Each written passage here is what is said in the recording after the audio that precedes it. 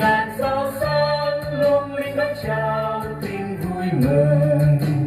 Hoa cùng đoàn thiên sứ tung bay sáng ngàn bao tin mừng.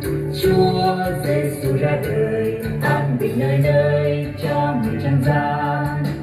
Quá yêu thương chúng sinh, Ngài bằng lòng hy sinh trên cánh gỗ xưa cứu nhân loại. Chúa hoài quyết sống lại tin mừng hôm nay cho bạn và tôi. Đón linh của sống đời đấng mang bình an đến cho mọi người.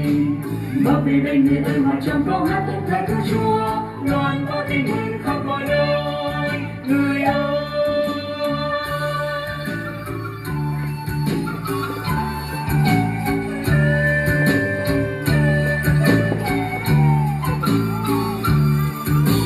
trong trời ngàn sao sáng lung linh đón chào tin vui mừng. Hoa cùng đoàn thiên sứ tung bay sáng ngàn bao tin mừng. Chúa Giêsu ra đời an bình nơi nơi cho người trần gian. Quá yêu thương chúng sinh, Ngài bằng lòng hy sinh trên cánh gỗ xưa cứu nhân loại. Chúa hoài quyết sống lại tin mừng hôm nay cho bạn và tôi. Đón linh của sống đời đấng ban bình an đến cho mọi người. Mở về đây người ơi, hòa trong câu hát tân ca cứu Chúa, loan